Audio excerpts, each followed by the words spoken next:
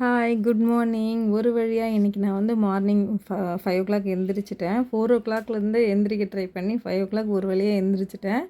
Morning எந்திரிச்சதும் fresh ஆகி வந்தா தான் கொஞ்சம் நல்லாயிருக்கும்னு சொல்லிட்டு ஃப்ரெஷ் ஆகி வந்துட்டேன். நைட்டே வந்து இந்த கிச்சடிக்கு ப்ரிப்பேர் பண்ணி வச்சுட்டேன். வெஜிடபிள் எல்லாமே இஞ்சி பூண்டு பேஸ்ட்டு. இந்த கிச்சடி வந்து கண்டிப்பாக ட்ரை பண்ணி பாருங்கள், சூப்பராக இருந்துச்சு.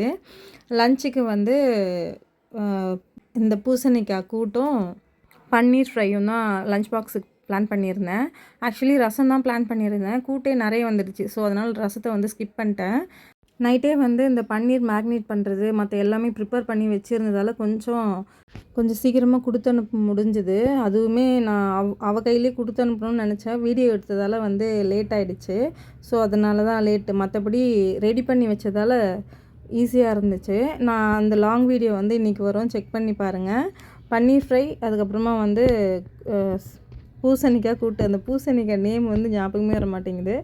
அதுக்கப்புறமா ஸ்நாக்ஸுக்கு மேங்கோ தான். பிரணிதாவுக்கு மேங்கோ, ஜானுவுக்கு வந்து இந்த ஃப்ரை தான், பன்னீர் ஃப்ரை தான் வச்சு கொடுத்து அனுப்பிச்சேன். காரம் இல்லாமல் இருந்துச்சு. இது கொஞ்சம் ட்ரை பண்ணி பாருங்கள். அப்புறமா கிச்சடி வந்து கண்டிப்பாக ட்ரை பண்ணி பாருங்கள். சூப்பராக இருந்துச்சு கிச்சடி. அதில் ஃபுல்லாகவே வெஜிடபிள் தான் இருந்துச்சு கிச்சடியில். ரவை வந்து கம்மியாக தான் இருந்துச்சு. அதுவும் சம்பா ரவையில் பண்ணால் இன்னும் ஹெல்தி.